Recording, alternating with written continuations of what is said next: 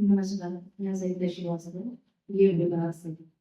मैं आज इंटर्नशिप के लिए गए हुए बच्चों को पाठ योजना बनाने के बारे में बताने जा रही हूँ। जब बच्चे 4 महीनों की इंटर्नशिप के लिए जाते हैं, तो उस दौरान हमें किस तरह से पढ़ाना पड़ता है बच्चों को और कैसे पाठ योजना बनाई जाती है, इसके बारे में आपको विस्तृत बताने जा रही हूँ। सबसे पहले बच्चों को जिस भी स्कूल कॉलेज में जाते हैं पढ़ाने के लिए, सबसे पहले उस विद्यालय का नाम डालना पड़ता है और फिर उसके बाद जिस डेट पे जाते हैं उस डेट का नाम डालना पड़ता है। जब आपको इंटर्नशिप में जाने का मौका मिलता है, तब आप 4 महीने की जो इंटर्नशिप करते हैं, आपको स्कूल कॉलेज दिया जाता है, उस दौरान आपको जिस विद्यालय में पढ़ाने जाएंगे उसी विद्यालय का नाम डालना पड़ेगा और जिस डेट पे आप पढ़ाने जाएंगे उस डेट का नाम डालना पड़ेगा। उसके पश्चात आप जिस क्लास को पढ़ा रहे हैं उस क्लास का नाम डालिएगा। फिर चक्र यानी पीरियड, जो भी पीरियड आप पढ़ाने जा रहे हैं, तीसरा चौथा पांचवा, उसके बारे में लिखिएगा। उसके पश्चात जो आप सब्जेक्ट है, जो आपका टीचिंग सब्जेक्ट होता है, शिक्षण सब्जेक्ट होता है, उसके बारे में बताएंगे कि आप कौन सा सब्जेक्ट पढ़ाने जा रहे हैं। तो विषय का नाम लिखेंगे उसके बाद, और उसके बाद आपको वो विषय लिखेंगे। उसके बाद जो आपकी अवधि होती है पढ़ाने की 30-40 मिनट, वो डालिएगा। तत्पश्चात आप डालेंगे प्रकरण। प्रकरण में आता है वो लेसन जो आप पढ़ाने जा रहे हैं बच्चों को, उस विषय का। मान लीजिए आपने पढ़ाया सोशल से हिस्ट्री का जन्म पर चर्चा। उसके बाद डालेंगे उद्देश्य। उद्देश्य 2 प्रकार के होते हैं। सामान्य उद्देश्य, जैसा कि हम सब जानते हैं, सामान्य उद्देश्य में सामान्य बातें ही बताई जाती हैं, तो सामान्य उद्देश्य के बारे में बताइएगा। उसके पश्चात डालेंगे आप विशिष्ट उद्देश्य। विशिष्ट उद्देश्य, ज्ञानात्मक उद्देश्य, कौशलात्मक उद्देश्य, अवबोधनात्मक और जो सहायक सामग्री आप पढ़ाने के लिए यूज करते हैं उसके बारे में बताइए। सहायक सामग्री वह होती है जिसके द्वारा आप पढ़ाते हैं। पीपीटी भी हो सकती है, चार्ट पेपर होता है, जो दस्तर आदि होता है। अब शुरू करेंगे आप पढ़ाना। तो जब आप पढ़ाना शुरू करते हैं तो उसके में सबसे पहले आप क्या करते हैं कि बच्चों की नॉलेज को जानने की कोशिश करते हैं कि बच्चा कैसा है। जो आप लेसन पढ़ाने जा रहे हैं उसके बारे में बच्चों को पहले से कुछ पता है या नहीं। उसके लिए आप क्या करेंगे, प्रस्तावना प्रश्न। तो आप हेडिंग डालेंगे प्रस्तावना प्रश्न।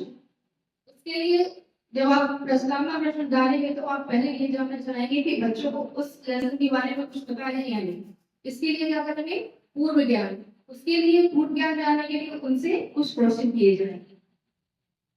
तो जैसे आप पढ़ाएंगे चंद्रमा पर चर्चा, तो उसी से जुड़े हुए क्वेश्चन करेंगे। छात्र ग्रहों के विषय में सामान्य जानकारी रखते हैं या नहीं, तो इसके लिए आप कुछ क्वेश्चन करेंगे। क्वेश्चन करने के लिए आप अपने लेसन प्लान के लिए 2 टॉपिक बता दीजिएगा। छात्र अध्यापक अभिक्रिया और छात्र क्रिया।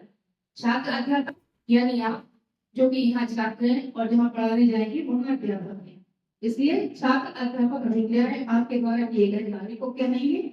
और छात्र क्रिया है, जिस छात्रों को पढ़ा रहे हैं उनके बारे में बताएंगे।